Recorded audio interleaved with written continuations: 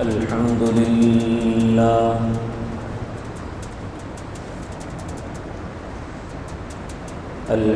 لله وحده والصلاة والسلام على من لا نبي بعده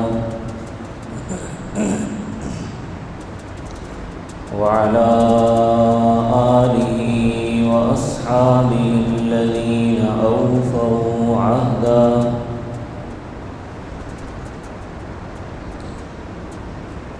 ونشهد أن لا إله إلا الله وحده لا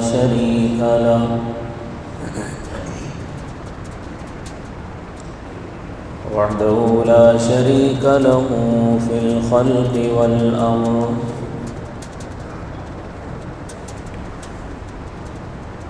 إرغاما لمن جحد به وكفر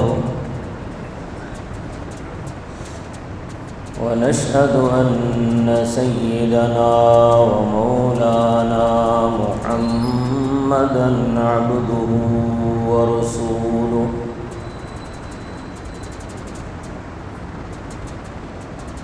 المبعوث إلى الأسود والأحمر لتكميل مكارم الأخلاق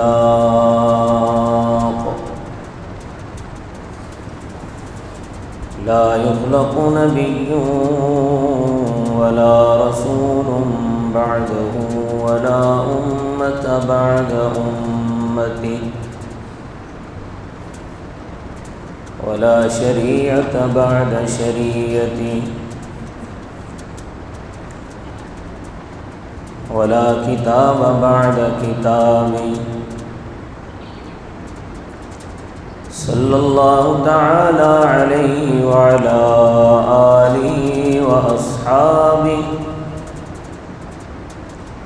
الذين هم خلاصة العرب العرباء وخير الخلائق بعد الأنبياء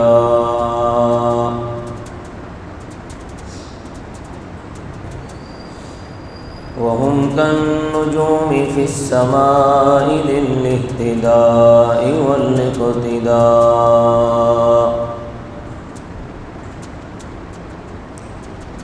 وهم مفاتيح الرحمة ومصابيح الغرر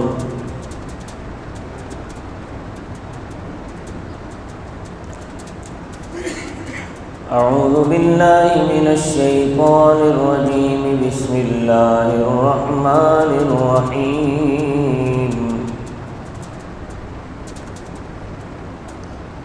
قد أفلح من تزكى وذكر اسم ربه فصلى صدق الله العظيم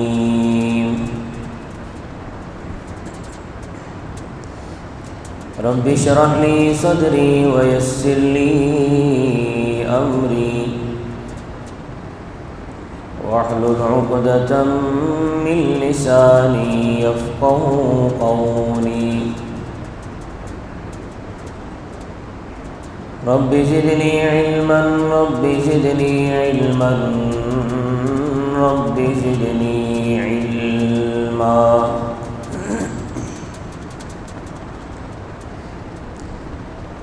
سبحانك لا علم لنا إلا ما علمتنا إنك أنت العليم الحكيم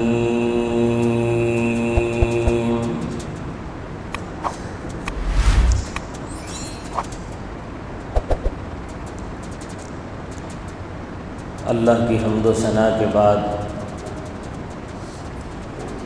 تاجدار مدینہ شفیع المذنبین خاتم النبیین سرکار دو عالم شافع محشر ساقی کوثر آمنہ کے لخت جگر حبیب کبریا حضرت محمد مصطفیٰ صلی اللہ علیہ وسلم کی ذات بابرکت پر درود شریف پڑھ لیں تاکہ مجلس بابرکت ہو جائے۔ اللهم صل على محمد وعلى صليت على إبراهيم وعلى آل إبراهيم إنك حميد مجيد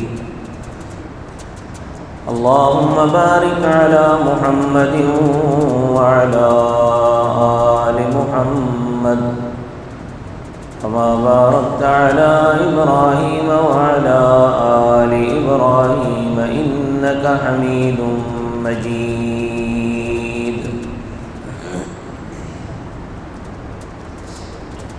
معزز سامعین گرامی قدر،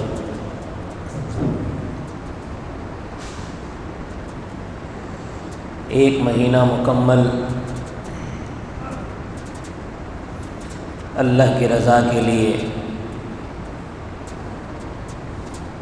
دن بھر بھوکا پیاسا رہنے کے بعد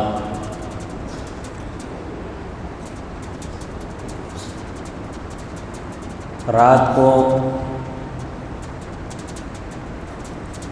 صرف اللہ کی رضا کے لیے قیام اللیل کرنے کے بعد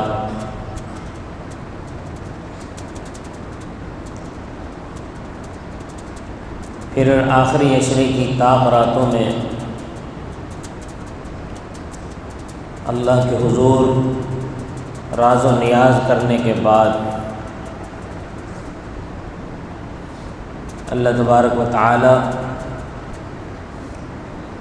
یہ خوشی کا دن عطا فرماتے ہیں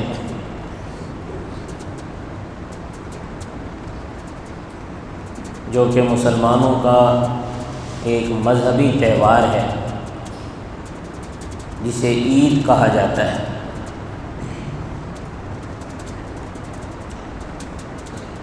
عید کا معنی خوشی ہوتا ہے۔ حضور اکرم صلی اللہ علیہ وسلم نے ارشاد فرمایا لِكُلِّ قَوْمٍ عِيدُكُمْ وَهَذَا عِيدُنَا، ہر قوم کے لیے خوشی کا دن ہوتا ہے، عید کا دن ہوتا ہے،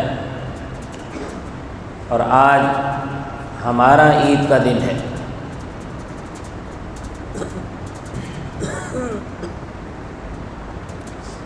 اس دن وہ لوگ مبارکباد کے مستحق ہیں جنہوں نے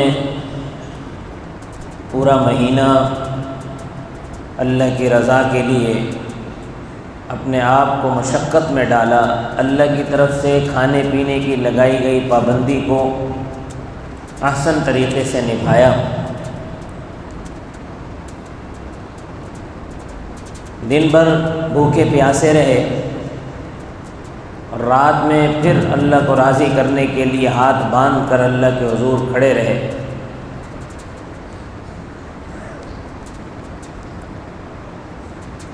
یہ لوگ حقیقی مبارکباد کے مستحق ہیں، اور آج کا دن انہی لوگوں کے لیے عید ہے جنہوں نے اس پورا مہینہ مزدوری کی ہے۔ عید سے پہلے والی جو رات ہے، اس رات کو لیلۃ الجائزہ کہتے ہیں، انعام والی رات،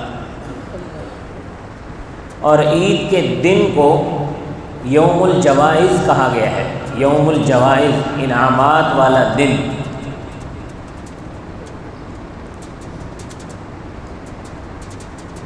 آج کے دن اللہ تبارک و تعالی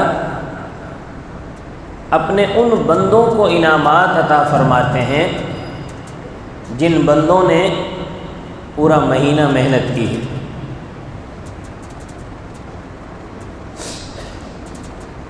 جب عید کا دن ہوتا ہے، فرشتے آسمانوں سے زمین پر اترتے ہیں اور پکار کر کہتے ہیں، ان کی آواز کو انسان اور جنات کے علاوہ ہر مخلوق سنتی ہے۔ پکار کر کہتے ہیں کہ اللہ کے بندوں، اے لوگوں، اللہ کے دربار کی طرف جاؤ، اللہ کی بارگاہ کی طرف جاؤ، تو لوگ جو اللہ کی بارگاہ کی طرف آ رہے ہوتے ہیں، اللہ تبارک و تعالی ان بندوں کو دیکھ کر فرشتوں سے پوچھتے ہیں، فرشتوں کی محفل میں پوچھتے ہیں کہ بتاؤ ایسے بندے کی کیا اجرت ہونی چاہیے کہ جو اپنی مزدوری پوری ادا کر دے۔ اللہ اپنے بندوں کو دیکھ کر خوش ہو رہے ہوتے ہیں کہ یہ وہ میرے بندے ہیں کہ میں نے جب ان سے کہا کہ تم نے دن بھر کھانا پینا نہیں ہے تو یہ کھانے پینے سے رک گئے۔ میں نے جب ان سے کہا کہ تم نے دن بھر بلکہ پورا مہینہ کسی کی غیبت نہیں کرنی تو یہ غیبت سے رک گئے۔ میں نے جب ان سے کہا کہ تم نے پورا مہینہ کسی کی دل آزاری نہیں کرنی تو یہ دل آزاریوں سے رک گئے۔ میں نے جب ان سے یہ مطالبہ کیا کہ تم نے دن بھر پورا مہینہ دن اور رات کسی گناہ میں مبتلا نہیں ہونا تو یہ گناہوں سے رک گئے۔ پھر جب رات کا وقت آیا تو رات میں بھی یہ جا کر سوئے نہیں بلکہ پہلے مجھے راضی کرنے کے لیے ہاتھ باندھ کر میرے دربار میں کھڑے ہو گئے اور رات کو قیام اللیل کیا۔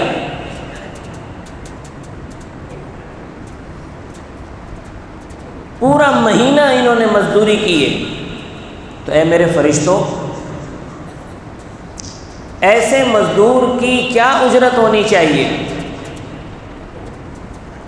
تو فرشتے کہتے ہیں کہ یا اللہ ایسے مزدور کو پوری مزدوری ملنی چاہیے۔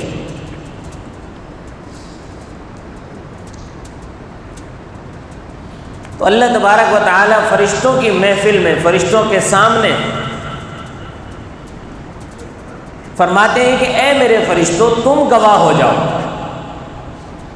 میرا وہ بندہ جس نے پورا مہینہ اس حال میں گزارا کہ میری نافرمانی نہیں کی،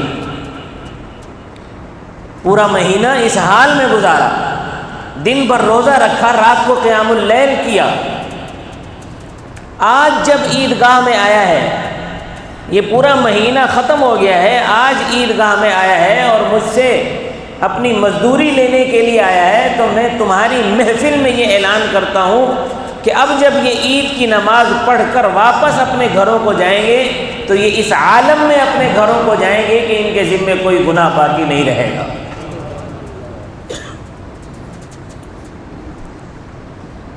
بالکل ایسے جیسے کہ ماں کے پیٹ سے پیدا ہونے والا بچہ جس کے ذمے کوئی گناہ نہیں ہوتا، کوئی خطا نہیں ہوتی، بالکل اس طرح ہو کر یہ اپنے گھروں کو واپس لوٹیں گے۔ اللہ فرماتے ہیں کہ اے فرشتوں میری طرف سے تم مغفرت کا اعلان کر دو کہ میں نے اپنے ہر اس بندے کو بخش دیا ہے،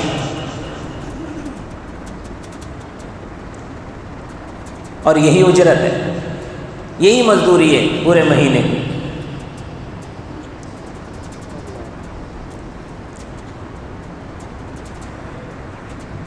اب یہ مہینہ آگے تقاضا کیا کرتا ہے ہم سے؟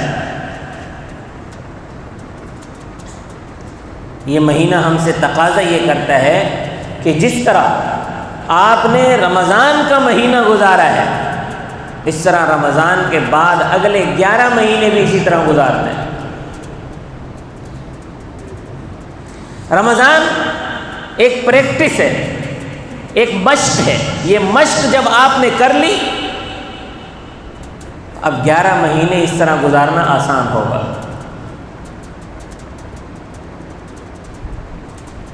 رمضان تو بڑے طریقے سے گزارا جائے، گناہوں کے بغیر گزارا جائے، اللہ کی فرما برداری میں گزارا جائے، اور رمضان کے ختم ہوتے ہی دوبارہ سے گناہوں میں جو ہے وہ مشغول ہو جائیں، گناہوں میں لت پت ہو جائیں۔ یہ ایسے ہی ہے کہ جیسے کوئی آدمی بہترین قسم کا کھانا کھائے، بہترین قسم کا کھانا کھائے پیٹ بھر کر، اور کھانا کھانے کے بعد منہ میں انگلی ڈالے اور قے کر دے۔ تو جو آدمی بہترین قسم کا کھانا کھانے کے بعد منہ میں انگلی ڈال کر قے کر دے، اس کو کھانا کھانے کا کوئی فائدہ ہوا؟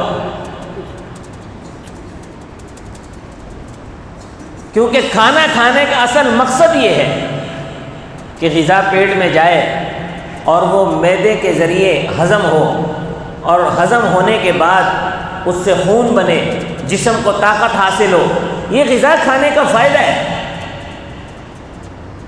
لیکن جب کسی نے قے کر کے وہ ساری غذا ہی باہر نکال دی تو پھر اس غذا کا کوئی فائدہ نہیں ہوا، کیونکہ وہ غذا ہضم ہی نہیں ہوئی، اس نے جسم کو طاقت ہی نہیں دی، تو اس غذا کا کوئی فائدہ ہی نہیں ہوا۔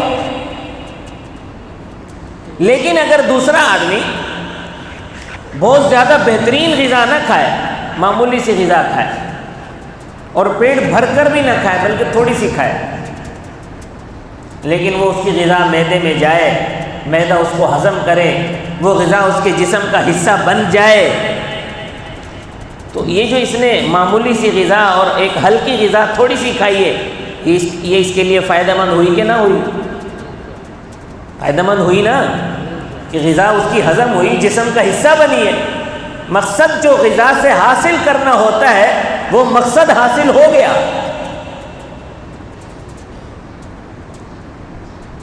اسی طرح ہے کہ جیسے آدمی نے رمضان کا مہینہ تو ایسا گزارا کہ بہترین طریقے سے رمضان کا مہینہ گزارا،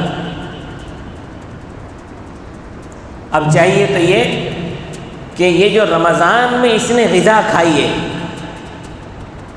گناہوں سے بچنے کی غذا کھائیے، اللہ کی فرما برداری کی غذا کھائیے، دل میں اللہ کا ڈر پیدا ہونے کی غذا کھائیے، اب چاہیے یہ کہ اس غذا کو ہضم کرے۔ اس غذا کا ہضم کرنا یہ ہے کہ سال کے 11 مہینے رمضان کی طرح گزارے۔ اگر سال کے 11 مہینے رمضان کی طرح گزارے گا تو گویا رمضان سے جو مقصد حاصل کرنا تھا، یعنی تقویٰ، اللہ تبارک و تعالیٰ نے کیا فرمایا کہ روزے رکھو تاکہ تم متقی بن جاؤ، تو جو مقصد حاصل کرنا تھا اس رمضان کے روزوں سے وہ مقصد حاصل ہو گیا۔ اور وہ مقصد کیا حاصل ہوا کہ یہ متقی بن گیا، دل میں اللہ کا ڈر پیدا ہو گیا، اور یہ اللہ کا ڈر جب پورا سال رہے تو رمضان المبارک کے مہینے کا فائدہ ہے۔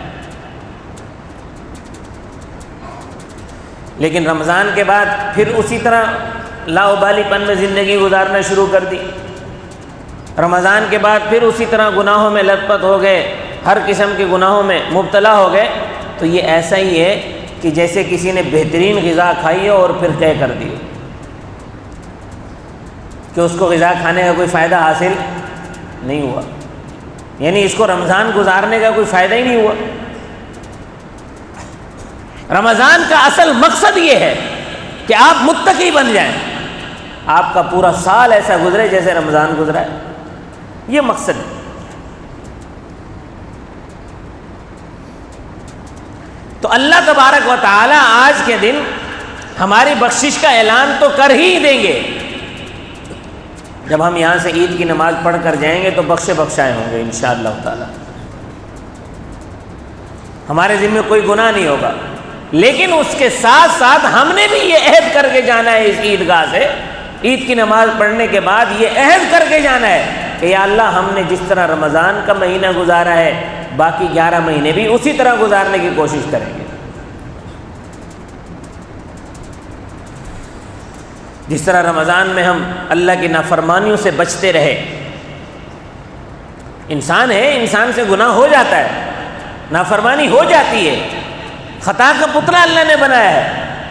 کوئی انسان یہ دعویٰ کرے کہ مجھ سے کوئی غلطی ہو ہی نہیں سکتی، یہ دعویٰ اس کا بیکار ہے۔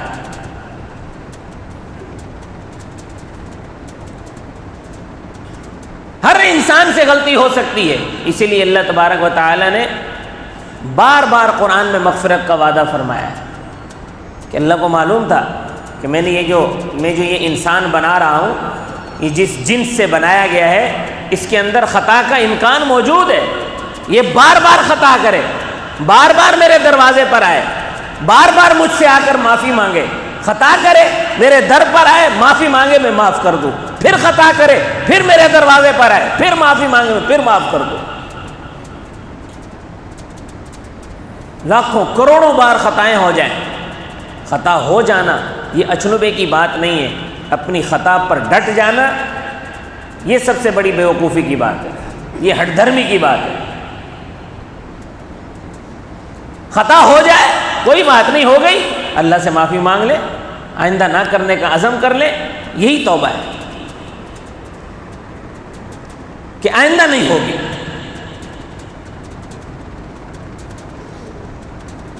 تو رمضان اس طرح گزارا ہم نے. رمضان میں ہم نے اللہ سے توبہ بھی کی ہے، معافیاں بھی مانگی ہیں گناہوں کی، عبادات بھی کی ہیں، دن بھر روزہ رکھا. روزہ رکھنا دن بھر کی عبادت ہے. ایک آدمی روزہ رکھ کر صرف چلتا پھرتا رہے، 5 وقت کی نماز وقت پہ ادا کرتا رہے، اس کا چلنا پھرنا بھی عبادت ہے. ہر وقت اس کو نیکیاں ہی نیکیاں ملتی رہتی ہیں.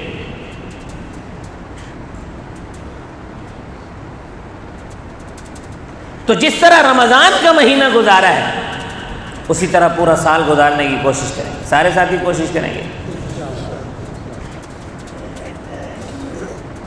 پھر اس کے بعد اللہ تبارک و تعالی فرشتوں سے کہتے ہیں کہ میرے فرشتوں، یہ جو میرے اتنے سارے بندے یہاں جمع ہوئے ہیں یہ مجھ سے کیا چاہتے ہیں؟ یہ مجھ سے کیا مانگنے کے لیے جمع ہوئے ہیں؟ فرشتے کہتے ہیں یا اللہ یہ تجھ سے اپنی مغفرت کے طلبگار ہیں، یہ اپنی معافی کے طلبگار ہیں. اللہ تبارک و تعالیٰ فرماتے ہیں فرشتوں کی محفل میں کہ میں تمہیں گواہ بنا کر کہہ رہا ہوں کہ میں نے معاف کر دیا.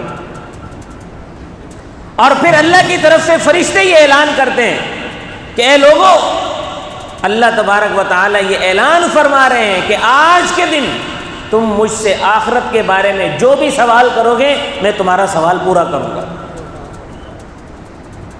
تم مجھ سے آج جو مانگو گے میں تمہیں دوں گا، کیونکہ تم نے پورا مہینہ مجھے راضی کرنے کی کوشش کی،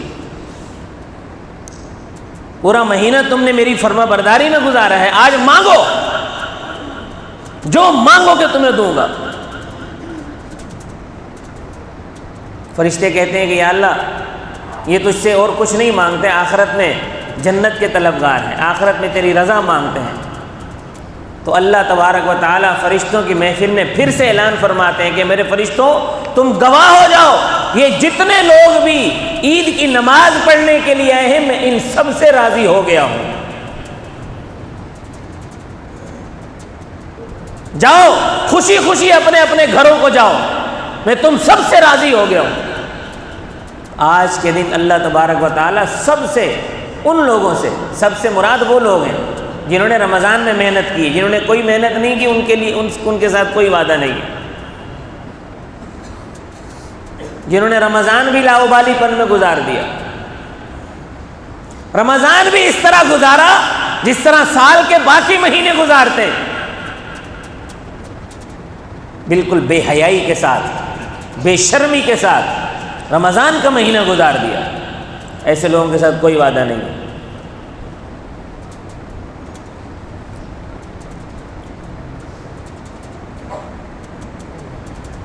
جو لوگ روزہ نہیں رکھ سکتے وہ اس سے مستثنیٰ ہے، بیماری کی وجہ سے یا کوئی کسی اور وجوہات کی بنا پر جو نہیں رکھ سکتے لیکن نماز تو پڑھ سکتے ہیں. وہ جو مجبور ہوتے ہیں وہ اس سے مستثنیٰ ہے، وہ نماز پڑھتے ہیں، وہ دیگر عبادات کرتے ہیں، روزہ نہ رکھنا ان کی مجبوری. لیکن جو ہٹے کٹے جوان، اب تو آج کل کے زمانے میں تو پہلے کچھ شرم حیا ہوتی تھی، رمضان کا احترام کیا جاتا تھا. کوئی اگر کچھ کھاتا پیتا بھی تھا تو چھپ کر کھاتے تھے، اور ہر کسی کی یہ کوشش ہوتی تھی کہ کسی کو پتہ نہ چلے کہ میرا روزہ نہیں ہے. لیکن اب تو اللہ معاف فرمائے کہ ایسی بے حیائی شروع ہو گئی ہے، بے شرمی کی انتہا ہو گئی ہے کہ روڈوں پر چلتے پھرتے منہ چل رہا ہوتا ہے. یہ نوجوانوں کا حال ہے. اس میں والدین کی تربیت کا سب سے بڑا عمل دخل ہے. والدین سے پوچھا جائے گا کہ تم نے اپنی اولاد کی کیا تربیت کی؟ جس اولاد کو رمضان کا حیا نہیں تھا. ذرا سوچ لیں ایسے والدین کہ جن کی اولاد نہ نماز پڑھتی ہے، نہ روزہ رکھتی ہے، نہ اللہ کو راضی کرنے کی فکر ہے. ایسا لگتا ہے کہ دنیا میں بس آئی کھانے پینے کے لیے اور کوئی کام ہی نہیں ہے دنیا میں. بھائی دنیا میں کھانے پینے کے لیے نہیں آئے. وما خلقت الجن والانس الا لیعبدون. دنیا میں اللہ کی عبادت کرنے کے لیے آئے ہیں. دنیا میں آنے کا اصل مقصد اللہ کی عبادت ہے. باقی روزی کمانا، مال دولت کمانا، روٹی کھانا، یہ جسم کی ضروریات ہے، یہ مقصد نہیں ہے. دنیا کمانا مقصد نہیں ہے، پیسہ کمانا مقصد نہیں ہے، روٹی کھانا مقصد نہیں ہے. مقصد اللہ کی عبادت ہے. اور اللہ کی عبادت کرنے کے لیے جسم کو قوت کی ضرورت ہے، طاقت کی ضرورت ہے. تو جسم کو وہ قوت دینے کے لیے غذا کھائی جاتی ہے اور مال کمایا جاتا ہے. مال کمائیں گے تو اس کے ذریعے سے غذا کھائیں گے. اگر جسم کمزور ہو جائے گا تو پھر عبادت نہیں کر سکیں گے. جسم کمزور ہو گیا تو نماز نہیں پڑھ سکیں گے، روزہ نہیں رکھ سکیں گے، ذکر و اذکار نہیں کر سکیں گے. تو جسم کو اتنا طاقتور بنانے کے لیے غذا کھانا ضروری ہے کہ آسانی کے ساتھ اللہ کی عبادت کر سکیں، آسانی کے ساتھ اللہ کی فرما برداری کر سکیں. تو مقصد کیا ہے دنیا میں آنے کا؟ مقصد اللہ کی عبادت ہے. باقی ساری ضمنی چیزیں. لیکن ہمارے زمانے میں لوگوں نے عبادت کو ضرورت سمجھ لیا ہے اور مال کمانے کو مقصد سمجھ لیا، کھانے پینے کو مقصد بنا لیا.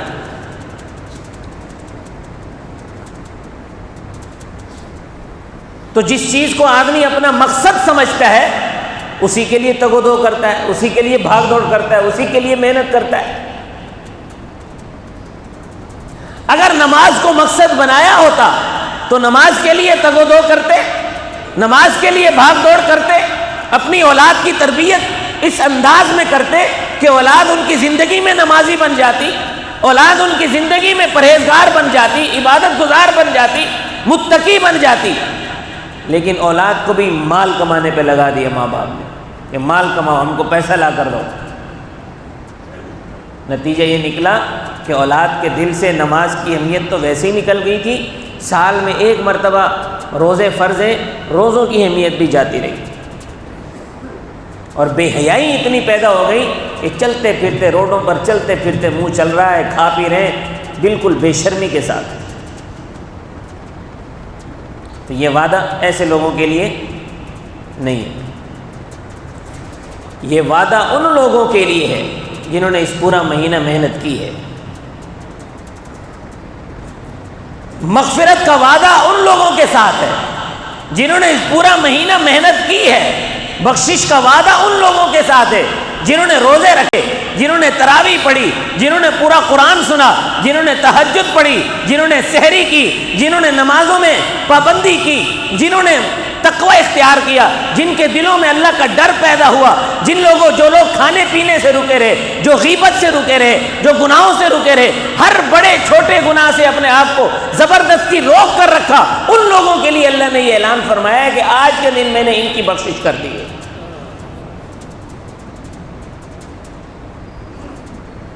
تو یہ آج ہم سب کے لیے بڑی خوشی کا دن ہے.